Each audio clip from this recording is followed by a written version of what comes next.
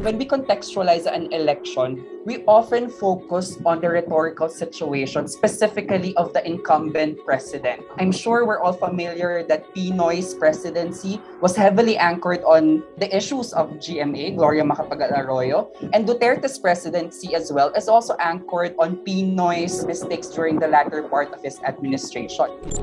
With regard to your question as to how Duterte's rhetoric may affect the rhetorical landscape of the 2022 elections, I think it is affecting how we appreciate the kinds of rhetorical messages that we get from our political candidates. We see a lot of resistance to dissente politics. We see a lot of resistance to a purportedly weak because female or feminine style of communicating. A lot of us are still looking for that macho rhetoric.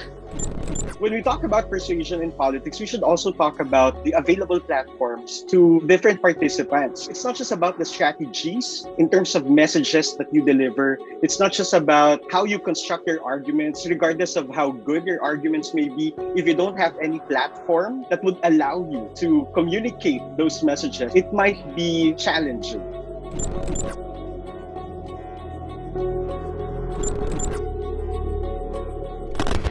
Hi everyone, welcome to Persuasion and the Polls, the rhetorical work of objects and bodies in the Philippine elections. This is a series of online discussions focused on identifying, describing, and analyzing political objects and bodies and their rhetorical operations this 2022 electoral race in the Philippines. I'm Charles Ladia, Assistant Professor at the UP Department of Speech, Communication, and Theater Arts, and I will serve as the moderator for this episode. And for today, we will open Persuasion and the Polls as we try to answer relevant questions in our political times, like what should we learn from previous studies on persuasion that we can apply in our understanding of the coming May 2022 polls? And of course, why do we have to go beyond the verbal means in studying persuasion and its impact on elections? And we are very lucky because we will be joined by two of my colleagues at UP-DSCTA. Our first panelist is the project leader of Persuasion and the Polls. He is an assistant professor at DSCTA, where he handles classes in rhetoric, theater, and performance studies. He is currently a PhD candidate in the School of Culture and Communication of the University of Melbourne, where he has worked on a dissertation that explores sites of speech study, training, and performance in the Philippines from the 20th to the 21st centuries. His scholarly essays have appeared in various international journals on speech communication and theater studies. So please welcome Assistant Professor Oscar Tantoco Serquiña Jr. Hi, Sir OJ. Hello, Charles. Hello, everyone. Yes. Our second panelist is also an assistant professor at UP-DSCTA. He earned his Bachelor of Speech Communication and Master of Sociology degrees from UP Diliman. And he completed his PhD in Communication and Information Sciences at the University of Alabama through the Fulbright Scholarship Program. His research interests include persuasion, interpersonal influence, compliance gaining and resistance, and source credibility. Please welcome to the panel, Dr. Jose Carlo Garcia de Pano. Magandang hapon. Good afternoon, Charles, and good afternoon, Oscar. Hi, everyone. Yes, thank you very much, Sir OJ and Sir Carlo, for being here in this introductory panel. And I'm looking forward to our discussion, especially the two of you come from a different lens in terms of understanding persuasion. Of course, Sir OJ focuses more on the qualitative and critical side of persuasion, while Sir Carlo is more on the quantitative, post-positivist side of it. So let's start with, of course, the foundation of our discussion. How do we define rhetoric or the art of persuasion as a discipline and as a practice? I understand that it's only UP-DSCTA that introduces rhetoric to the greater public, specifically to its students. So for those who are listening right now and who are not familiar with the term rhetoric or even persuasion, how do we define it in your own studies? There are many ideas associated with the term rhetoric. In the Philippines, rhetoric has a number of negative connotations. So when we hear the word rhetoric, hollow words and tiresome cliches come to mind. Deceit and trickery also come to mind. Bombastic and embellished language, right? That is mostly demonstrated by rhetors or political speakers, right? Also, comes to mind. And when we hear the word rhetoric, we also think that it is the antithesis, of action, movement, and truth. I mean, all of these constitute undeniably the art and practice of rhetoric, but it is, I want to emphasize, the rhetoric of the worst kind. So this, right, this study and practice has a long history, dating to the Greco-Roman period, where it was originally associated with cultures of democracy and deliberation, the development of citizens, and the crafting of states, and republics. But now, our current understanding looks at rhetoric, as persuasive communication, right? And in this formulation, rhetoric is referred to as the systematic study and intentional practice of effective symbolic expression. So stated in another way, it is interested in the strategic use of symbols, right? Verbal, visual, acoustic or sonic, material, and even corporeal or bodily symbols, to achieve a specific end. Additionally, it is about adapting discourse, not only to the needs of an audience, but also to the demands of the time in order to accomplish various social aims, such as moving people to coordinate their actions.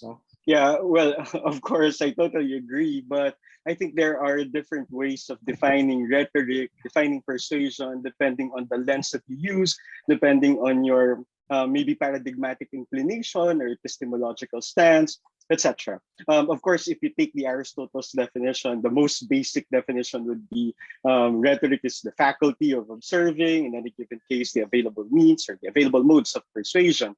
And when we talk about persuasion, we may define it in terms of persuasion outcomes. In other words, if we try to evaluate persuasion, if we try to examine it, do we examine a particular outcome that operates at a specific level? So when we talk about rhetoric or persuasion, do we refer to maybe attitude change? Do we refer to behavioral manifestations, actions, etc.? Well, one branch of persuasion specifically focuses on message effects. In other words, it's not just about the act itself, it's about the impact of that act in terms of actions, in terms of behaviors, in terms of attitudes, and so on.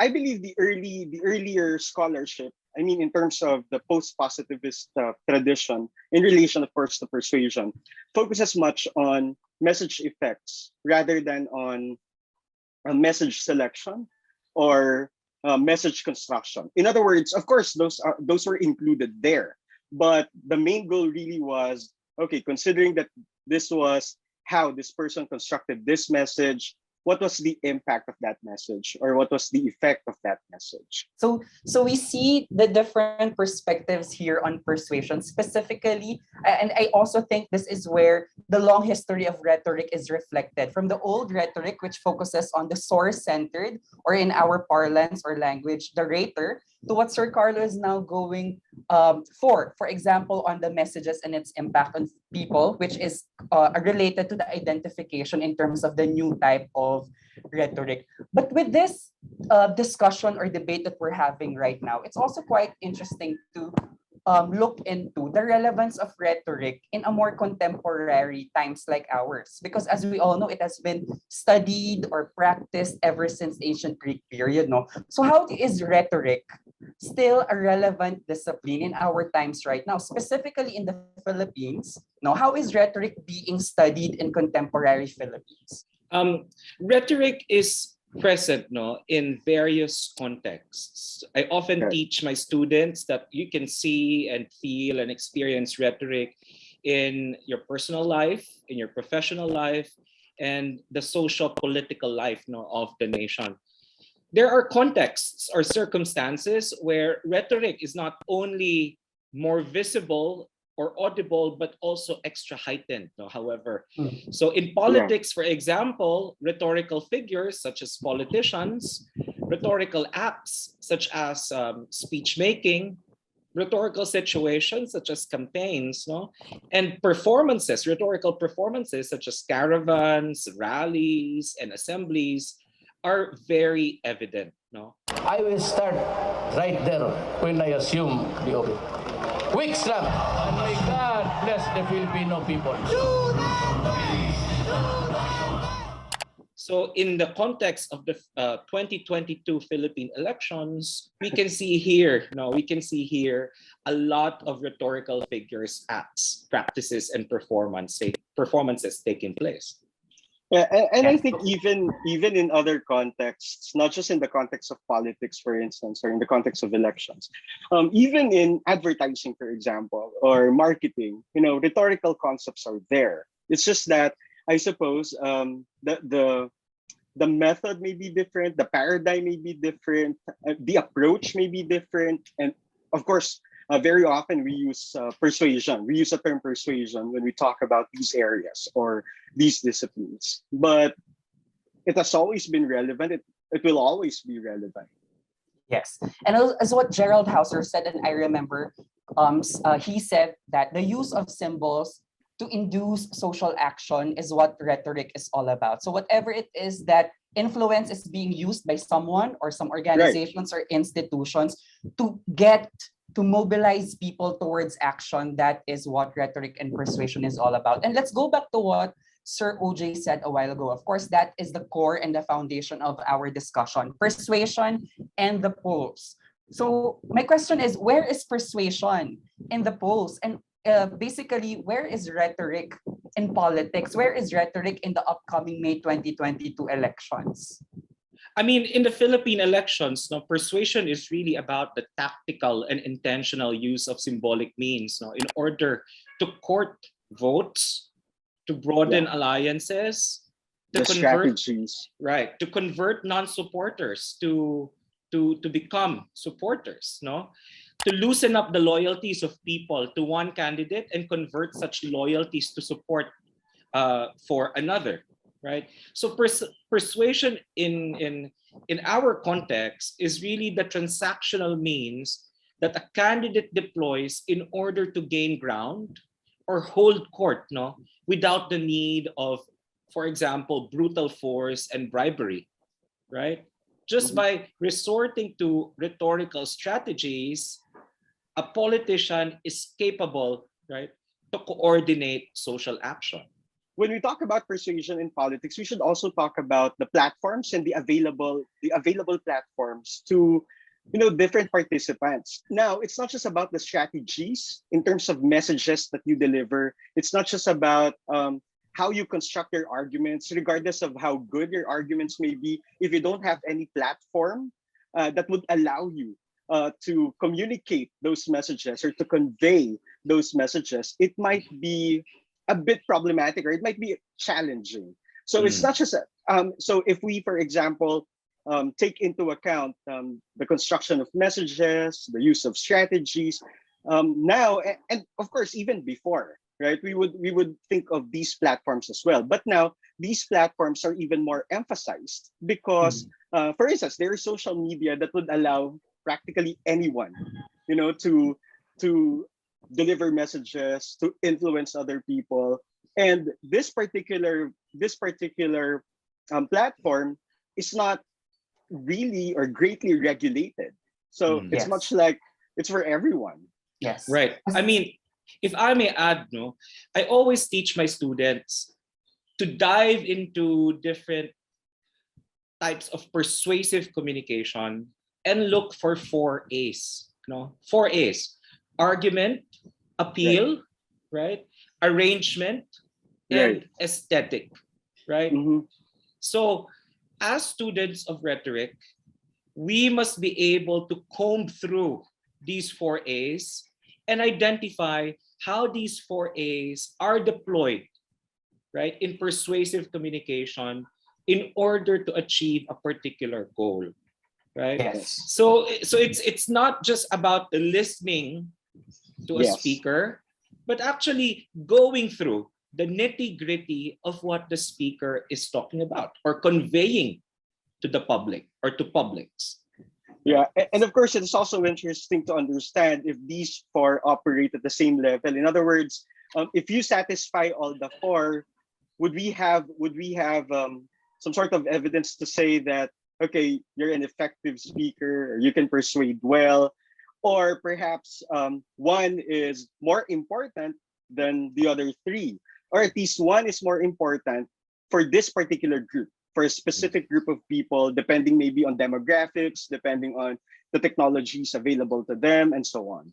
Yes, so yan yung gagawin kong segue doon sa ating next question. Of course, our discussion would be the three parts of rhetoric, no? The rhetor or the source, the message or the artifact, and the audience as the electorate or the voter, no? So coming from Sir OJ's 4As and Sir Carlo's platform, ang dami na agad nuances na papasok dyan, no? Why are certain candidates famous pero hindi sila pasok dun sa 4As na sinasabi ni Sir OJ?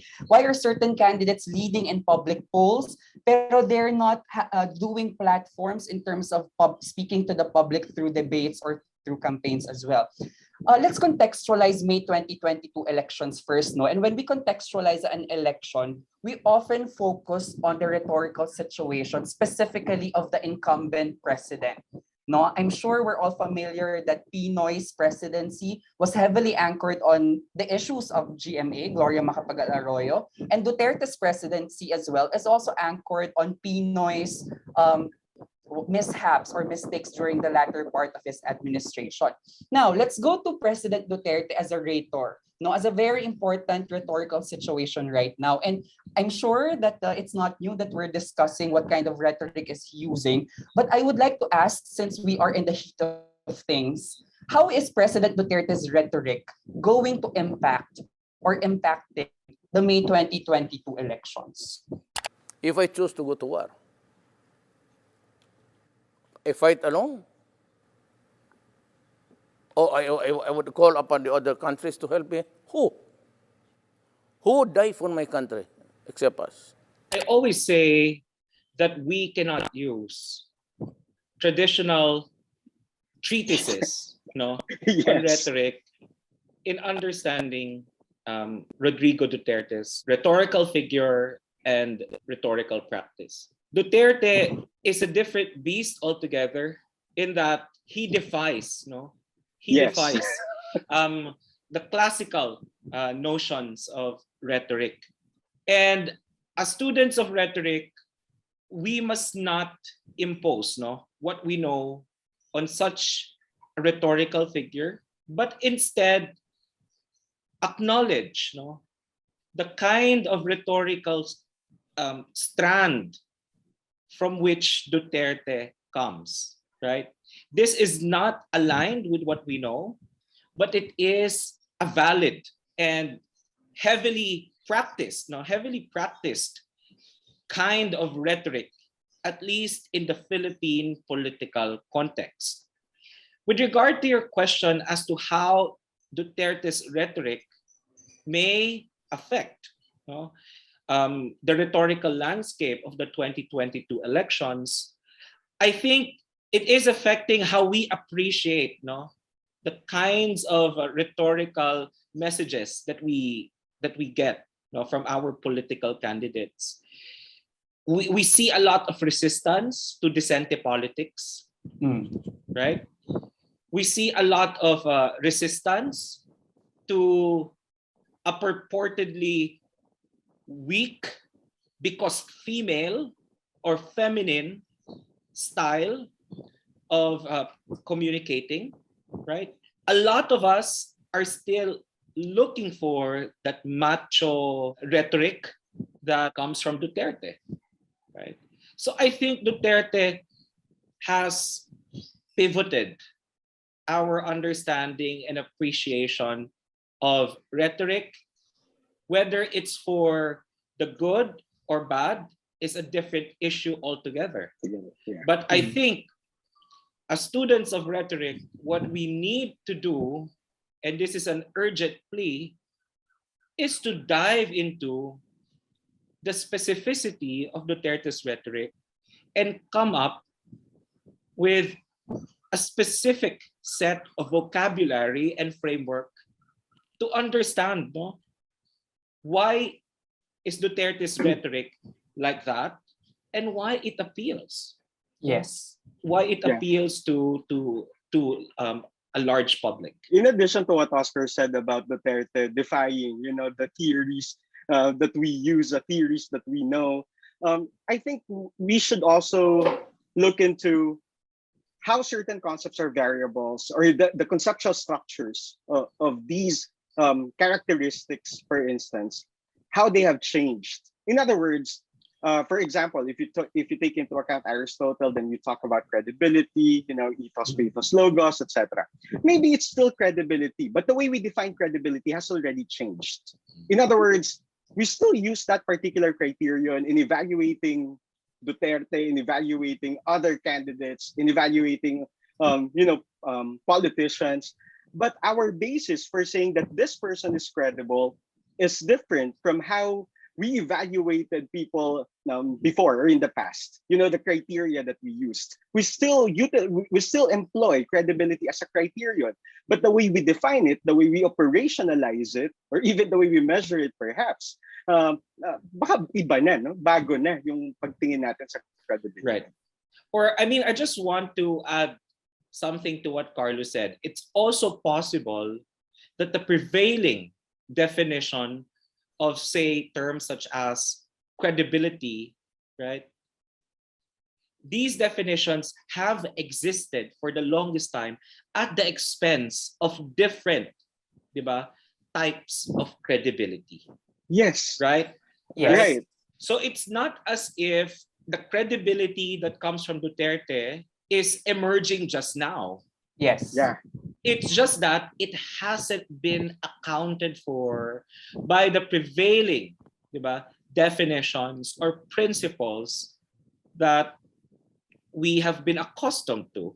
Yes. In the university, for example. Yes. Listening to the conversation, Sir OJ and Sir Carlo, it's as if, of course, Duterte created a different platform for these presidential candidates to step in, more so in this 2022 elections. As what Sir Carlo said, nag-iba yung pagtingin natin sa credibility, nag-iba yung pagtingin natin sa trustworthiness of the candidates. Sir OJ said, nag-iba yung ating attitude towards candidates. For example, there is a resistance now to disente politics, which for a long time, no, a lot of people, a lot of electorates are looking for a disente candidate, or even the idea of the weak feminine style. That's why even female candidates right now, they try to traverse the more macho, more patriarchal campaign strategy. But let me go to our candidates right now in the 2022 elections, no?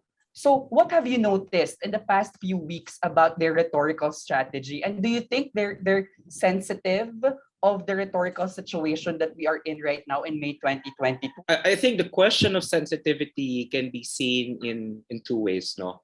They are sensitive to the prevailing rhetoric at the moment in the sense that they want to uphold it on the one hand, or they want to counter it on the other, right?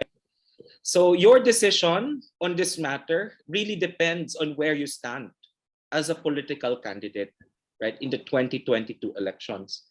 For Leni Robredo, for example, who's projecting herself as the opposition candidate, then definitely she seeks to, right? She seeks to overturn, the prevailing rhetoric of Duterte. So we see her talking about compassion, talking about justice, accountability, right? Leadership, among others. If you are on the fence, right? If you are on the fence, such as, say, Isko Moreno, right? You don't want to be this nor that. Or conversely, you want to be both, diba? At the same time, then your rhetoric will be more ambiguous or centrist, as I call it. In the middle. In the middle, in that you try to pander, no? You try to pander to different voting publics, right? And cater to their specific wants and needs. Diba? So it's not surprising to hear Isko Moreno, for example, sounding dictatorial or authoritarian on the one hand, but at the same time resorting to the rhetoric of a welfare state. Yes. Diba? On the other. If you are aligned with the administration, then the rhetoric will be a rhetoric of continuity. Yeah. That there is really nothing wrong about what's happening at the moment, and that yung kamay na bakal na approach, right, o yung dictatorial approach to governance must be upheld. Diba? So makikita natin yan, for example, vice presidential candidate na si Sara Duterte, or we can see echoes of that, no, from Bongbong Marcos, who keeps quiet, no, about the prevailing rhetorical landscape at the moment. Yes. Sundutin ko lang yun, Sir OJ, no? Because we talked about how public polls also shows that President Duterte still has high public ratings, high approval ratings, no? Pero yung itong sinasabi mo na like BBM or Isko na they're not as supportive, or they are in the blur in terms of the support for the president. And the president right now doesn't have any pet candidate, no? So I think those are nuances about persuasion as well. Bakit kaya ang powerful president ay wala pa siyang pinipiling kasunod, no? Those are political sanctions of his rhetoric as well. Of course, it's Leni Robredo. A lot of people are saying she's only running because of BBM. And that is a rhetorical baggage that maybe later we'll talk about. Sir Carlo, what are your thoughts on this? Sorry, Oscar said something about, Isko Moreno being ambiguous or being somewhere in the middle, etc. I think this is also a product of, the numbers or the sentiments of certain publics that are reflected in poll numbers. In other words, these numbers, to a certain extent, also shape how they would present themselves, right, before the people. Of course, Leni Robredo's stance has always been pretty clear, at least in terms of defining it or comparing it with Rodrigo Duterte's style. Mas clear yun. Kasi just like what Oscar said, she has been presenting herself as the opposition candidate. Therefore, mas clear kung paano niya ipepresent yun. But candidates like Isko Moreno, for example, who still perhaps depend on poll numbers or survey data, mas pwede pang lumipat-lipat, no, depending on the prevailing sentiments, again as reflected in these numbers. So of course, when you talk about these numbers, you talk about persuasion outcomes. What exactly do we measure when we talk about persuasion? Do we measure, say, attitude change? If there is change, is it successful persuasion in relation to politics? What if this change does not translate into a concrete action? In other words, okay, now I like you, but I see your point. I agree with you, but I would still not vote for you. Okay, so that means there is persuasion at a certain level, at the level of attitude, but that persuasion does not translate into some sort of compliance, because compliance is a more specific concept in the area of persuasion. It requires a behavioral manifestation. So there could be persuasion, but compliance is not there. So the outcome is just the attitude. Now, would the candidate consider this? Is it enough for them that you like them, for instance, but on May 9, you're still not vote sure for them? Yeah. So I think it's also important that we discuss these outcomes, because these outcomes, to a certain extent, also determine how they present themselves, or the strategies that they use. So we see that these presidential candidates, specifically we talked about Marcos, Robredo, and Moreno, they're very sensitive about their rhetorical strategy with respect to the audience, to the Filipino audience. Na iba siya kasi when we talk about persuasion in public speaking, for instance, wala namang major social action that is needed in public speaking. No, usually you only see them nodding, you only see them smiling or crying in public speeches. Pero dito sa elections, mas political at social yung weight ng one vote ng ating audience, no? And we see how sensitive these presidential candidates are to these numbers, no? Basically in elections, numbers ang labanan talaga niyan. Although I would like to go back to what you said earlier, you gave an example, the public speaking example that, when you're giving a speech, you look at your audience, you evaluate the feedback, the nonverbal feedback, etc. I think we should emphasize, and when we talk about persuasion, we often focus on the persuasion agent. In other words, we study the persuasion targets to the advantage of the persuasion agent.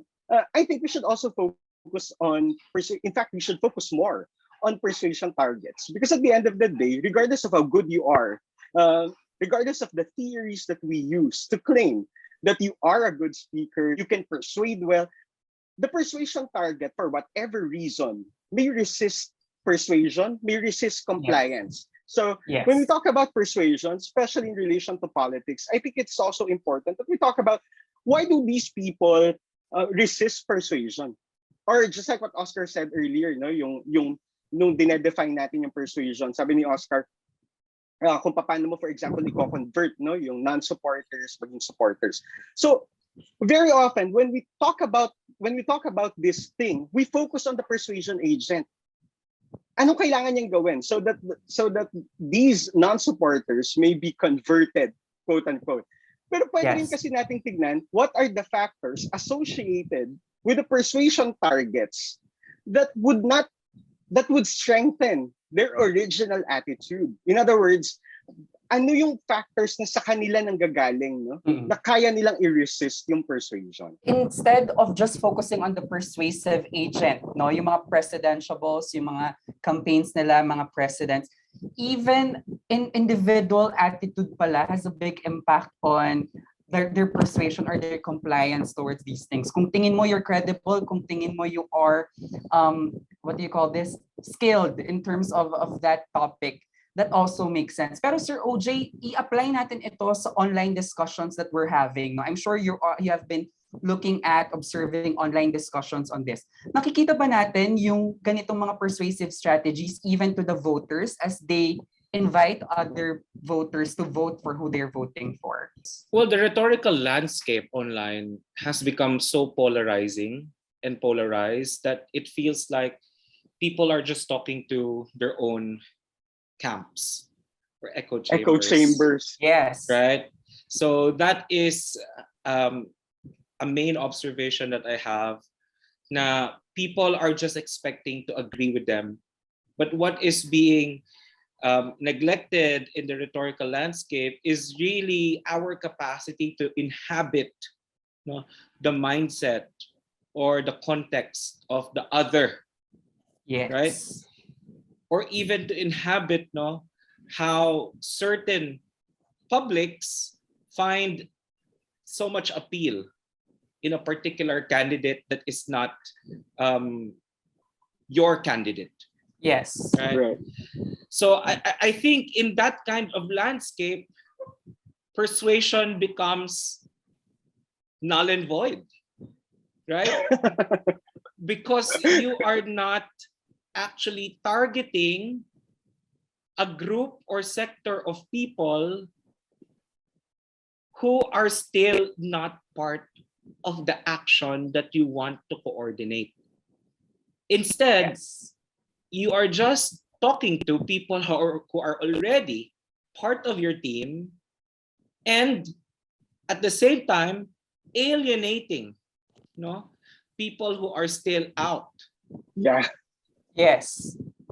So I think there really has to be a recalibration of how we understand political campaigning and alliance building in the 2022 elections, right? So it's become so polarized and polarizing that we are actually missing out on many opportunities to fulfill the very essence or goal of persuasive communication. Yes, I agree with your observations there. There was a study in the past, kapag failed yung attempt to persuade you, and then ang galing, for instance, yun, no, sa credible source, yung attitude certainty mo, mas tumataas. And ang interesting dito, I suppose, yung fact that credibility is a matter of perception.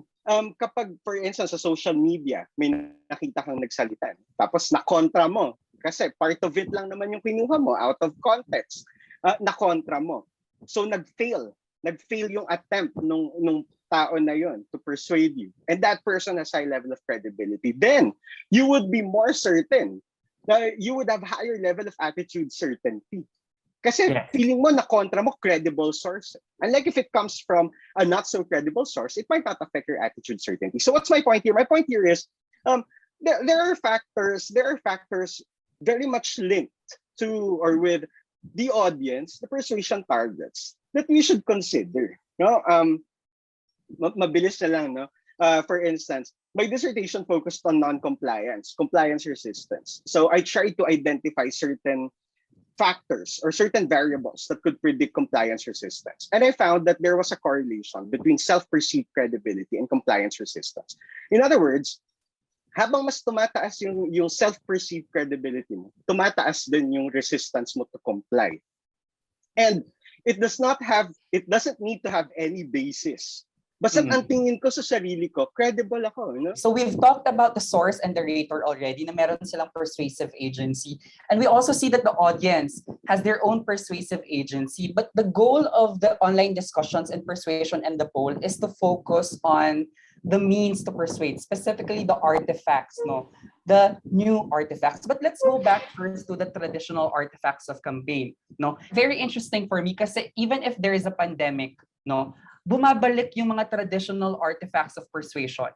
Campaign sorties, 'di ba? Ang daming tao kahit na may pandemic, no? Speeches during these campaign sorties, debates, and even dance, no? So what are your observations towards this traditional artifact, and do you think they're still effective in terms of persuasion? Ipagpatuloy natin itong nasimulaan natin na kilusan ng pagkakaisa sa pinagbigkis nating lakas. Kaya, tara na. Ipanalo na natin ito. Right. I think the traditional ways of doing persuasive communication, largely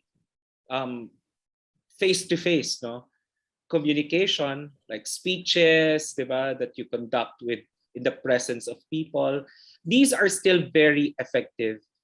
And we can see the insistence of the political candidates to still resort to these traditional ways, even amidst a pandemic, because they recognize na iba pa rin yung face-to-face na pakikipag-usap sa tao. And in the context of the Philippines, to be more specific, persuasion is largely embodied and relational as a practice, diba? It is embodied and relational in the sense that people still have to show up, right? Yes, and speak to people directly. They must be physically felt and heard in a particular community, diba? They must still do door to door, diba? Bayan to bayan, diba? Bayan to bayan. In order to communicate with people in those areas and make the politicians' presence felt to those people. So it's not really a practice that's solely dependent on scripts and speeches, but also, diba, yung making yourself felt, presenting yourself to people, right? It's more personal. Is part of persuasive communication in the Philippine context, no? So I mean, in the Philippines, malakas ang notion ng personal bonds, di ba? Ng family-like relations, di ba? Yes. And a social relationship between the governor and the governed. Yes. Right? So malakas pa rin ito eh. But now, amidst the pandemic, we're also seeing some important shifts, no, in the Yes. traditional ways of communicating with other people and persuading other people to vote for them. Well, for one, we see a lot of technology-induced, no, persuasion here, right? Technology is not Yes. only the site of persuasion. Halimbawa, doon sa Facebook, nagla-live streaming ang mga Yes. politiko, di ba?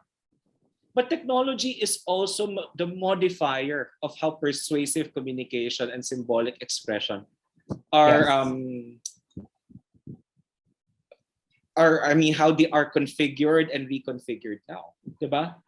Dati, you can carry on, no, up to say 3 hours of public speaking to quote unquote persuade the audience Yes. to vote for you.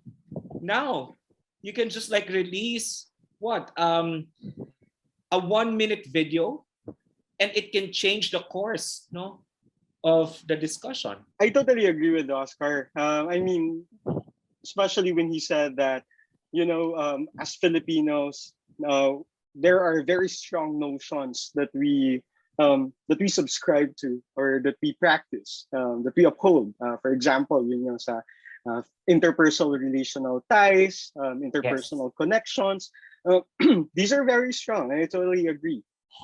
However, I think it's also a question of what do we mean when we say effective or effectiveness. If you have many people, for instance, in your rally, does that mean that it's the persuasive act is effective? Again, it depends on the persuasion outcome. Ideally, there is some sort of attitude change, and then this attitude change translates into an action, or there is a behavioral manifestation. That's the ideal. That's, for me, is the ideal thing. However, it doesn't happen all the time. It is possible that there is attitude change, but there is no action. And it is also possible that there is action, but the attitude change is weak. So in that case, for example, I voted for candidate X. Okay, that's the action there. So that's a sign of quote unquote effective persuasion. But if the attitude, for instance, is weak, then we're not sure if during or after perhaps next elections, would I still vote for this candidate, or for the one being endorsed by this candidate, considering that my attitude change was weak. So yung action, nandun naman, no? I voted for this candidate. But would this be sustained? Yes, and also, Sir Carlo, I think ito rin yung sinasabi ng Pulse Asia, that at least a month before the elections, it can still change. So is this a good reflection of what you're saying, na medyo volatile pa yung public behavior at this moment? If the question is, would it still change? Well, it might still change, because we don't know what these numbers predict at this point. I mean, that was their decision on that day, when they were asked. Okay, if I think the question was something like, kung election today, no? Sino yung iboboto mo? So, reflective pa lang yun ng attitude eh. Hindi pa yun, there's no guarantee that it would translate into an action, that it would have a behavioral manifestation. So it is one layer of persuasion. But when we talk about compliance, there's no compliance yet. And we don't know. Yes. We can just predict. Of course, behavioral intention is a predictor of behavioral performance. The theory of planned behavior, etc. No, so pwede talaga siyang predictor. Pero hindi niya naman there's no tandaan natin, no, predictor yung behavioral intention ng behavioral performance. Pero meron pang ibang factors na pwedeng maka-affect dun sa connection ng behavioral intention and performance, one of which is time. No? So, kung malakas yung intention mo ngayon, after some time, the question is, would you be able to maintain that intensity? Yes, ang daming layers. So I think mahalaga yung sinasabi ni Carlo, para kontrahin, no, yung maraming political strategists and operators who are saying, based on, diba, the survey ratings that we're seeing, natapos na yung laban. Yes. At this point, malayo pa ang laban. Diba? At matagal pa ang tatakbuhin ng laban na ito. There's still a lot, no, that can happen within that time period. And we can see even the political candidates not resting on their laurels, still going out of their way to do face-to-face campaigns and continue, no, broadening their alliance. Balikan ko yung sinabi ng Sir OJ kanina na maganda, no, that persuasion is all about presence and personal, no, and we see how these candidates are playing with the presence and personal, but also we also see the strategies of some candidates, no, hindi sila present in some areas that they are not that good in, no, and that's also something that also gives us the idea the persuasion really is strategic for these candidates, no, they're very strategic about their messages, they're very strategic about who they get close to and where they are present in. So itong persuasion and the polls kasi Sir Carlo and Sir OJ is all about the messages that candidates send beyond traditional artifacts like speeches or campaigns. So we're going to talk about in the next Tuesdays, social media platforms, gestures, political attires, even visual narratives, no? What are you looking forward to in these discussions about persuasion and the other means to persuade? I think it's very interesting to know or to understand if these factors still are strong factors or if they still affect the persuasive ability. In other words, do they still impact persuasion? Or now that there are different platforms, there are different modes that are available to us to persuade other people, do these things still matter? Kumbaga traditionally, tinitignan natin yung mga yan, no? Pero ngayon, do they still matter considering the changes in technological advancements? We use social media to campaign, we use social media to explain our thoughts, etc. Now that all these are available, so what are the factors that affect that affect persuasion? What I'm really looking forward to in the succeeding sessions is really how we understand, no, the changing configuration of not only the rhetorical landscape, but also the people populating that landscape, that they are deploying a number of strategies, not just scriptural or verbal, in order to change public opinion and prop up, no, political personalities, right? But I'm also interested in how certain rhetorical artifacts serve, no, as our entry points into a certain kind of political epistemology, no, a way of knowing how our politics is playing out at the moment, no. Now, for example, attire, no, we're not just talking about the attire itself, diba? We're also talking about color. We're also talking about the permutation of this attire, no? Not only how it is used, no, by the politician, but also by its followers, and how that particular fashion, no, not only demarcates, right, political commitments, right, but also allows us to access, no, these political commitments of people. Like, why do people go this far? Right. In demonstrating or performing their political commitments to people. Yes. So we're looking forward to all of these discussions. No, thank you very much, Sir OJ and Sir Carlo. And let me end our episode with what David Fleming argued, that persuasion is all about encouraging critical and substantive reflection about the situated relations of discourse to reason, character, and community in human action. Sabi nga natin kanina, I think the Philippine election 2022 is one of the biggest rhetorical contexts that we will have in these times right now. And it's quite important how our discussion Today, we'll foreground the next few discussions that we will have. Specifically, what I learned from Sir Carlo and Sir OJ is that there is a rhetorical consciousness that presidential candidates, or even most of the candidates in the Philippine elections, are employing towards crafting, creating their persuasive messages towards the public. But it's also quite important to note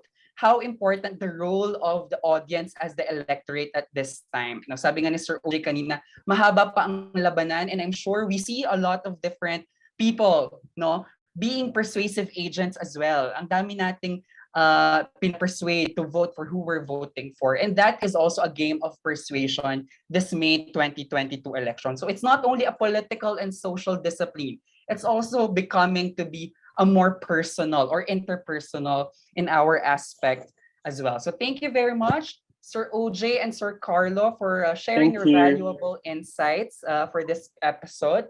This has been your moderator, Charles, Ladia, and you can catch other episodes of Persuasion and the Polls on the website, in our Facebook page, and the YouTube channel of the Department of Speech Communication and Theater Arts, UP Diliman, every Tuesday, 6 p.m. So you may also like, share, and comment on this video. We would like to thank the UP Diliman Office for Initiatives for Culture and the Arts and the UPDSCTA for supporting this project.